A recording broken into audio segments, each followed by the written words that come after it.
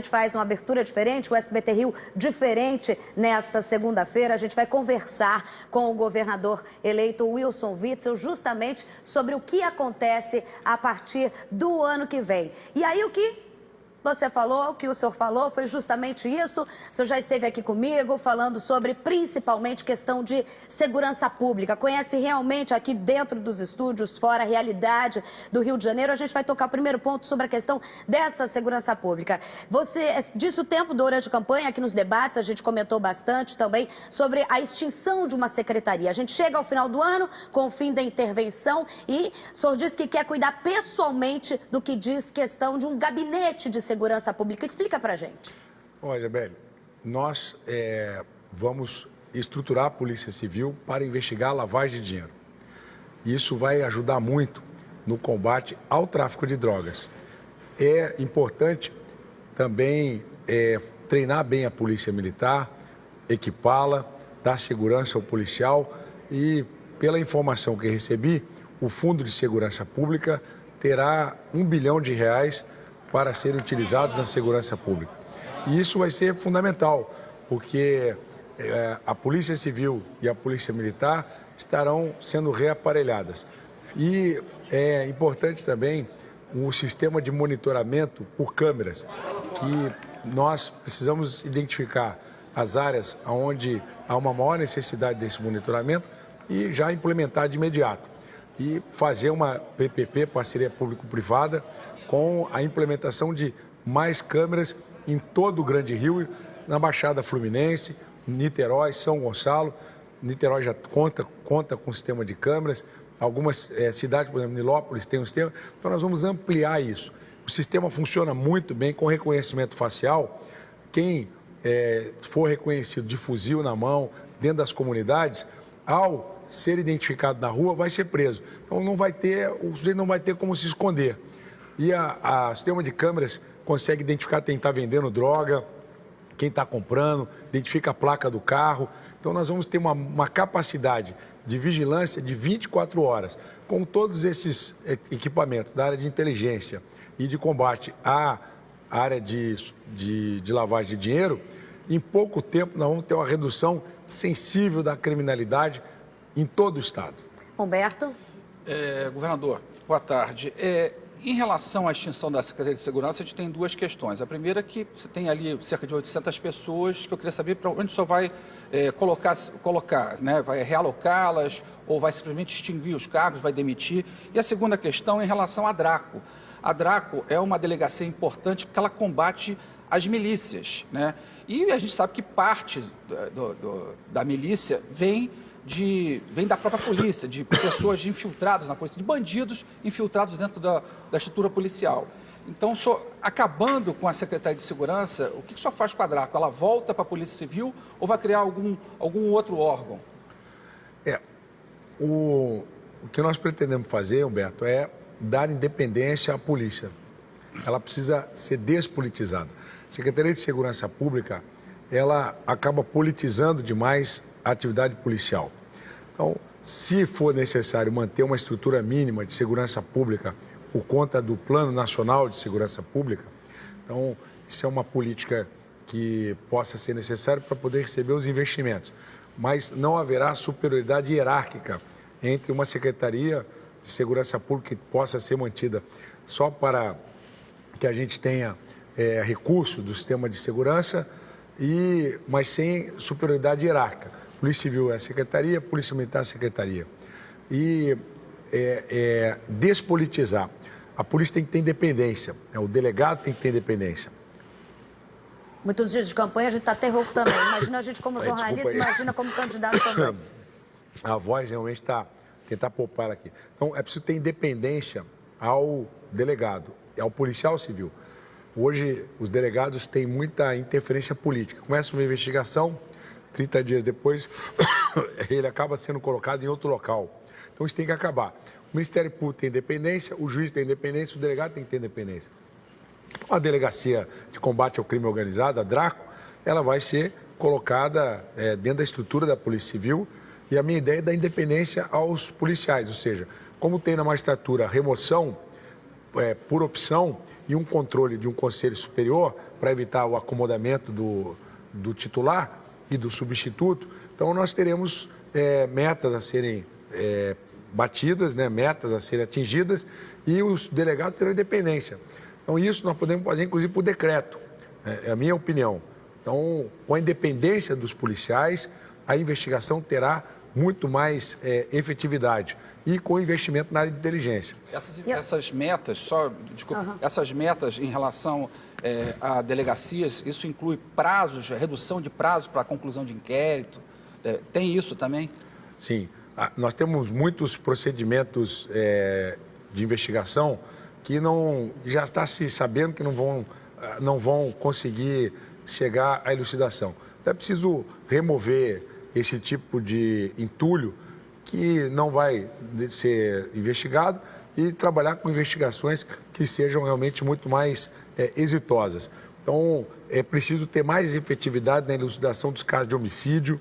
Nós temos taxas elevadas de homicídio. Então, é preciso que nós tenhamos mais capacidade de investigação. A polícia ela tem que ter condições de investigar. Então, eu acredito que sem interferência política, as investigações começam e terminam, né? Inclusive para evitar muita mudança, né, de delegado e das equipes da polícia, não só do delegado, da policial civil também.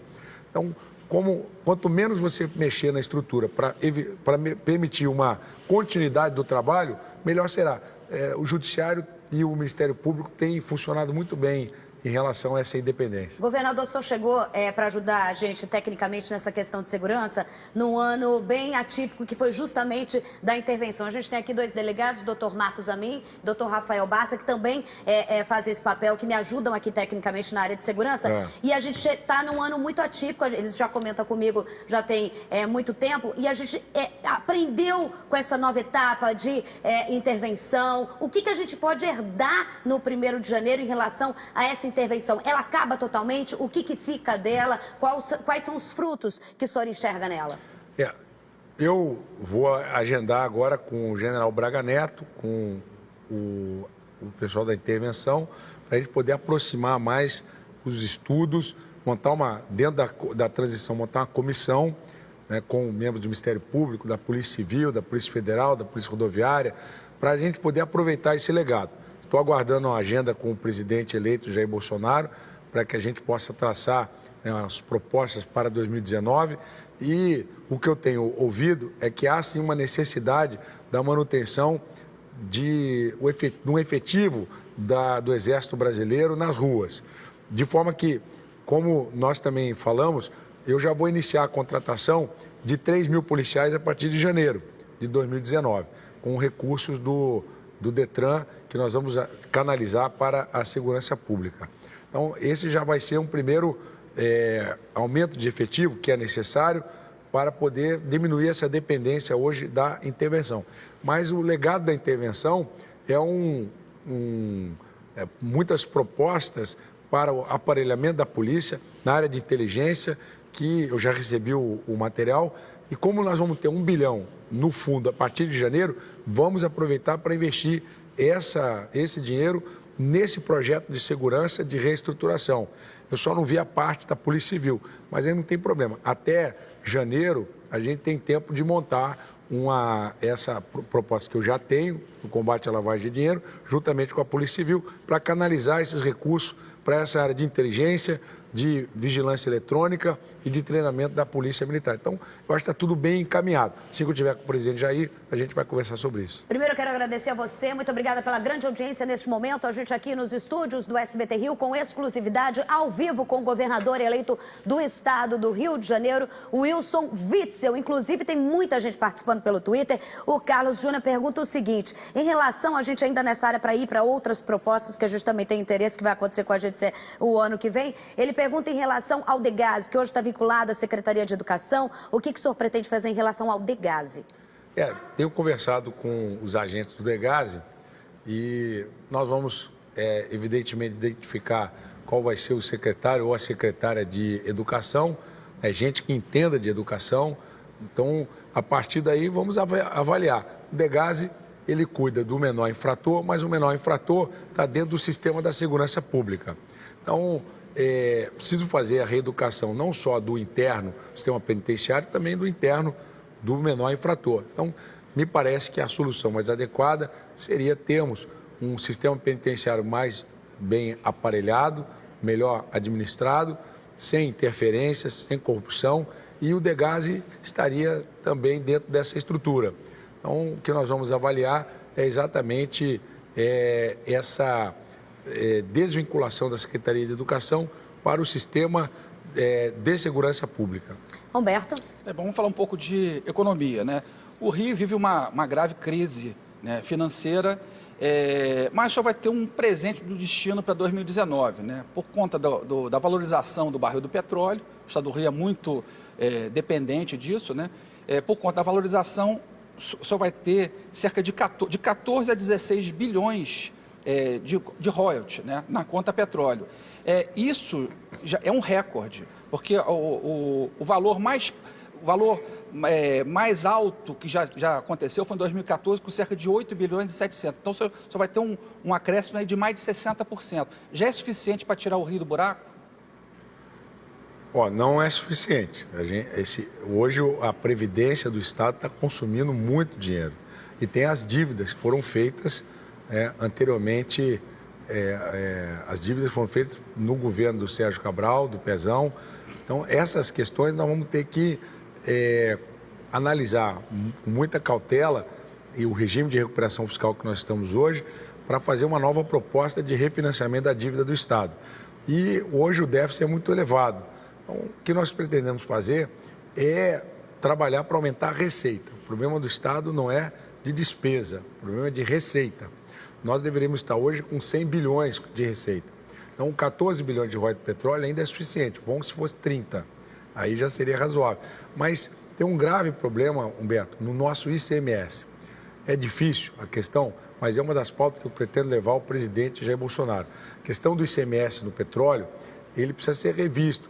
Então, tem algumas questões a respeito do Repetro, né, que a gente vai aprofundar, da incidência do ICMS na produção da indústria de peças para a área do petróleo e gás, e também na produção, refino do petróleo e na entrega do petróleo in natura. Então, o Rio de Janeiro é o maior produtor de petróleo do Brasil e o que menos se beneficia com o ICMS.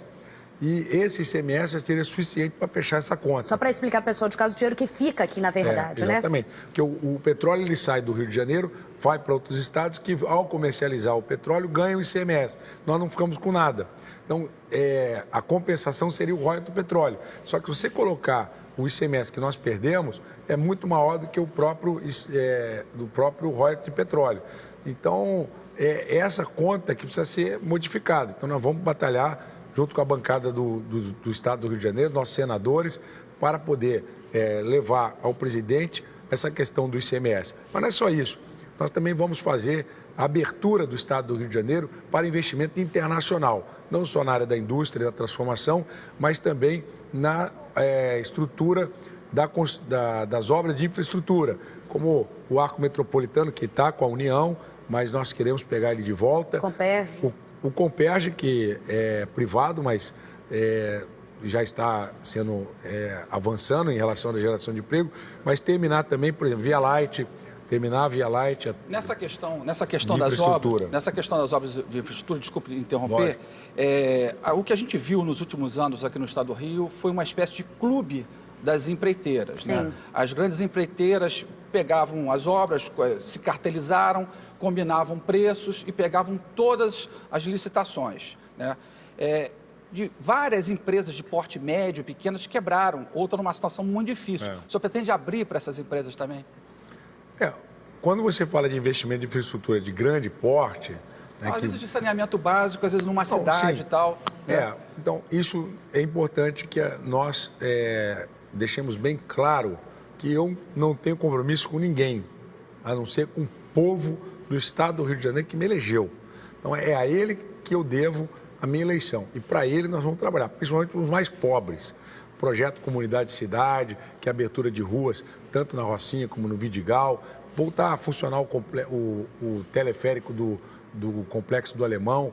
Eu tive no Morro do Andaraí, subi o Morro da UPP do Andaraí e a gente vê o abandono da população mais carente. Então, nós vamos governar para todos, mas nós vamos ter um olhar muito especial para a população mais pobre. Hoje, na Central do Brasil, o que eu vi é a população que se sente próxima do governador. O Wilson está aqui, é como se você estivesse recebendo um seu parente, né? O Wilson está aqui, a gente quer abraçar, inclusive, todo mundo, tomar um cafezinho com todo mundo, mas é para eles que a gente tem que olhar. É a mobilidade urbana que está ruim, é São Gonçalo, Itaboraí, que tem uma mobilidade urbana péssima. Então, para essa população que a gente tem que olhar. E a construção civil é que mais emprega, vai reduzir o número de camelô na rua, que muitos que são da construção civil. Então, a obra de infraestrutura com dinheiro internacional para grandes obras, e aí as empresas aqui vão acabar sendo contratadas. É uma cadeia produtiva. O importante é que o Rio receba investimentos de grande porte nessas áreas de infraestrutura, de estradas do noroeste do estado, repotencializar a agricultura que ficou abandonada. Essa é uma grande preocupação, principalmente as pessoas falando em relação ao interior, que foi um grande... muita gente no Twitter agora está falando em relação ao interior e também ouvindo de ontem para hoje todas as suas entrevistas, a preocupação de geração de emprego também para esses locais onde as pessoas, o povo na central se sente abandonado, mas o interior também, né, governador? O povo da central que vem lá do interior, né? É o pessoal que passa 3 horas aí no ônibus, pega 2, 3 conduções, não tem que levar empresa para lá. Nós temos vários ambientes preparados, né, para receber empresa. A Codim vai ter que funcionar muito, vai ter que trabalhar muito. Geração de emprego é o grande desafio, você acredita? Geração de emprego é o grande desafio do Brasil, não é só do Rio de Janeiro, não.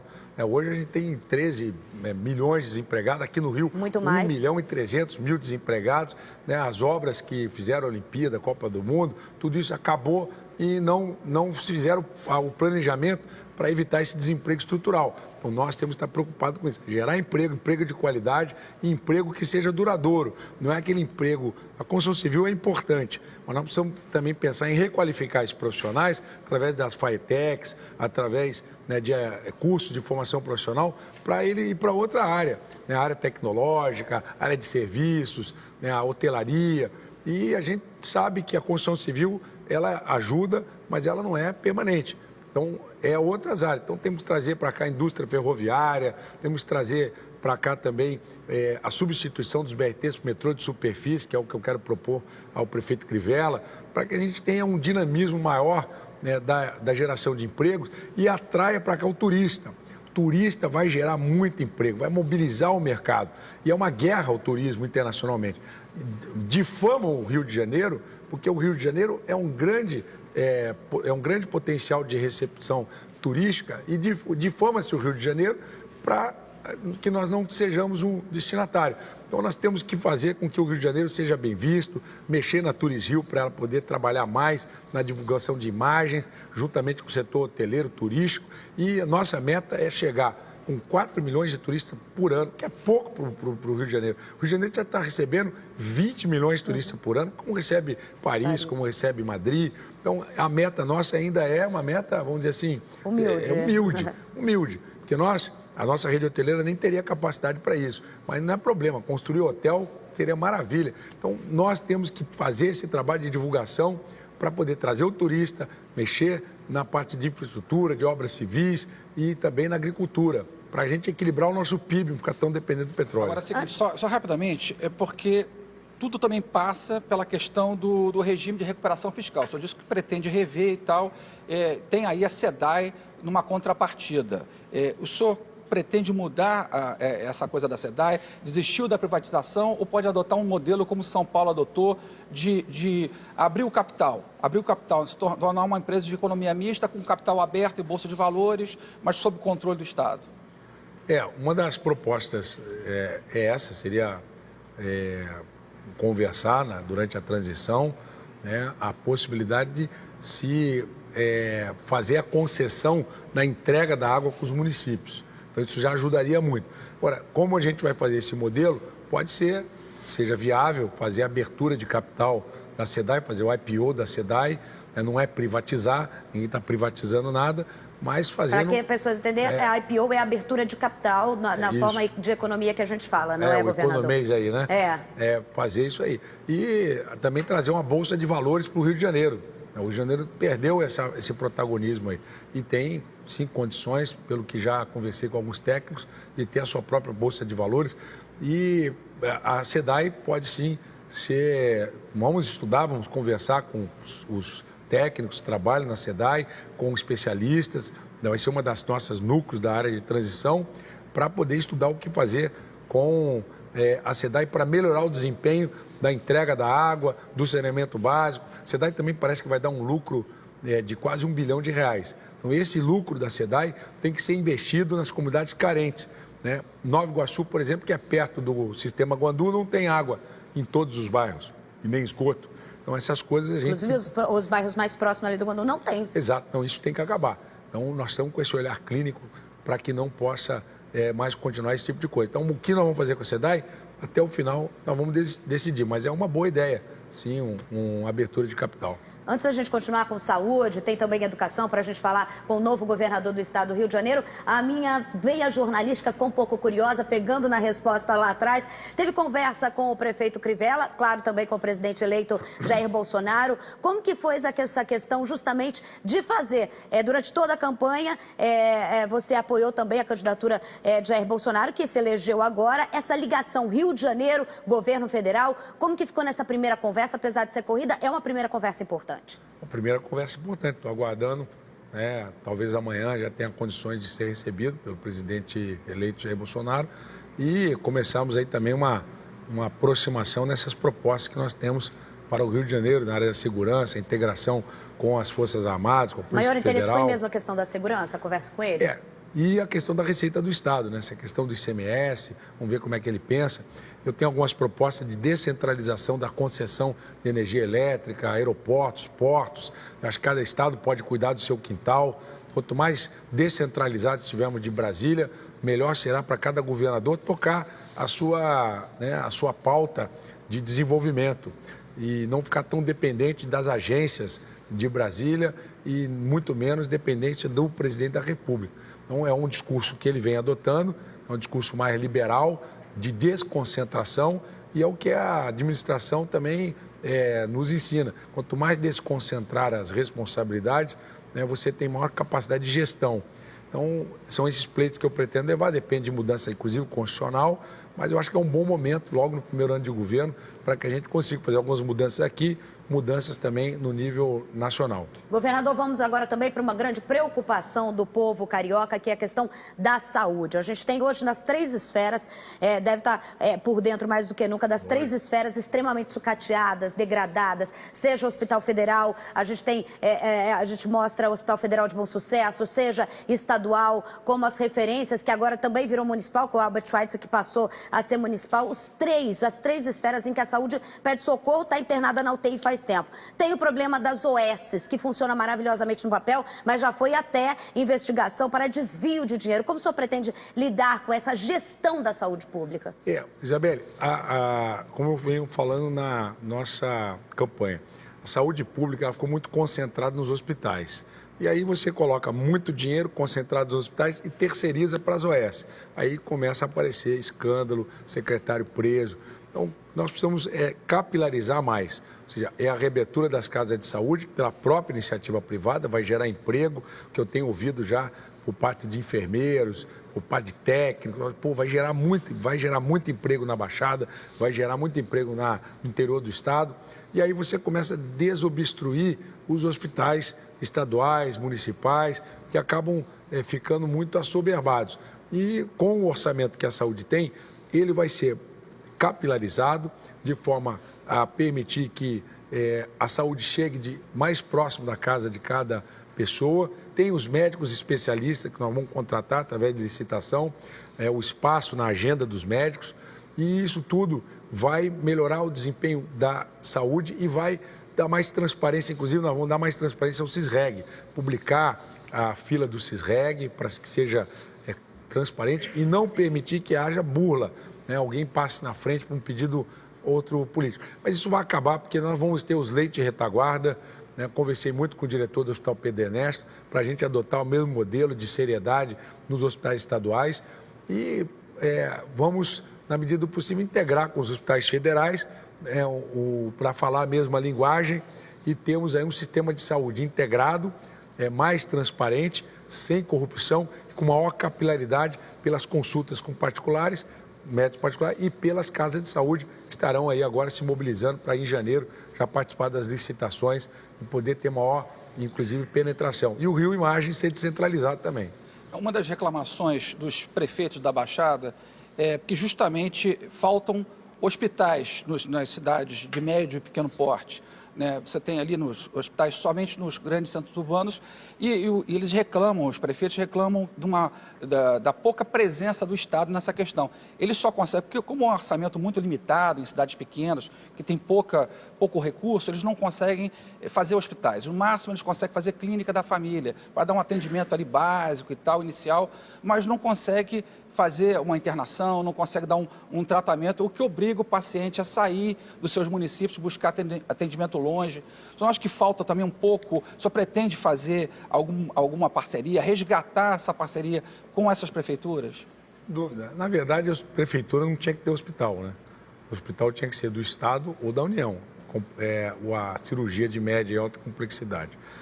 A prefeitura tinha que cuidar da atenção básica, que é a clínica da família, as UPPs.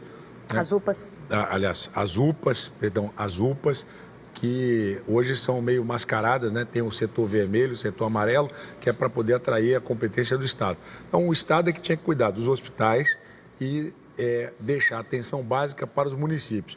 Porque na medida em que você tem unidades isoladas de hospitais, isso encarece o custo de cada unidade.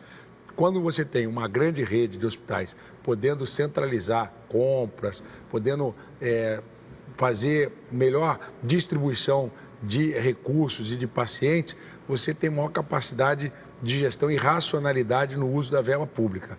Então, o ideal seria que os hospitais de média e alta complexidade estivessem todos eles numa mesma rede e os municípios cuidassem da atenção básica. Mas isso é algo que a gente vai discutir aqui na transição, né, para poder encontrar esse melhor modelo e implementar a partir de janeiro, com as casas de saúde sendo reabertas e desobstruindo os hospitais, as prefeituras não vão sentir tanto impacto. Por exemplo, o Hospital da Posse, lá em Nova Iguaçu, eu pego sempre de exemplo, porque é um hospital que atende toda uma quantidade de municípios ao redor e o município de Nova Iguaçu acaba ficando sobrecarregado ali. Com o Duque de Caxias, também tem um hospital municipal, acaba sendo sobrecarregado porque o doente não tem para onde ir.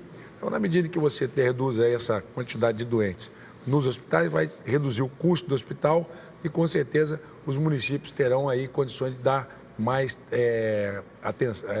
revoltar o recurso para atenção básica. E educação? Grande preocupação das mães, principalmente, educação. A educação básica e fundamental é dos municípios, né? Então, é mais uma questão que também é complexa, porque quando fizeram a Constituição de 88, colocou-se muitas atribuições nos municípios e nos estados, e a União ficou com a maior parcela da arrecadação. E essa distribuição de tributos, que a União arrecada e repassa para os estados arrecadam e repassam para os municípios. Então, se você tem um governante, nível estadual e federal, que tem dificuldades de arrecadar por problema na condição da política econômica, quem sofre mais é o município, que perde receita. Então, essa reforma tributária que está na pauta do presidente Jair Bolsonaro, ela é fundamental para fazer a revisão. Temos que fazer a revisão do sistema tributário para que o município receba, né, a sua parcela de tributo para poder melhor empenhar esse dinheiro, inclusive na educação. Em relação ao ensino médio, nós já falamos, vamos acabar com a corrupção, vamos colocar gente que entende matéria de educação para poder dar um bom ensino médio. Perto das comunidades, nós vamos trabalhar para ter ensino integral com 3 refeições por dia para poder estimular o jovem a permanecer na escola. Equipe técnica, você falou que ele vai ser formado por equipe técnica, por enquanto ainda estudando currículos, é isso? Estudando currículo, estamos estudando não só o currículo, mas o que já se falou por aí. Tem nome firmado já? O único é o nosso presidente do Rio Previdência, Sérgio Aureliano, que é o problema mais grave do Estado hoje em termos de finanças. é a Previdência, precisa de uma solução, precisa de propostas, e nós não temos. E eu estou agora na procura para o secretário de Fazenda e Planejamento, que é outra área sensível também da nossa gestão. Sempre pessoas técnicas, capacitadas, sem interferência política. Quarta-feira a gente já começa uma primeira reunião. Privada? Essa pessoa vem da iniciativa privada ou já é... Para a Fazenda, você está falando? Para a Fazenda. Não, gente que tem experiência na área pública. Tem experiência na área pública. Mas já tem nomes na cabeça? Já, tem nome na cabeça. Um nome eu tirei já, viu?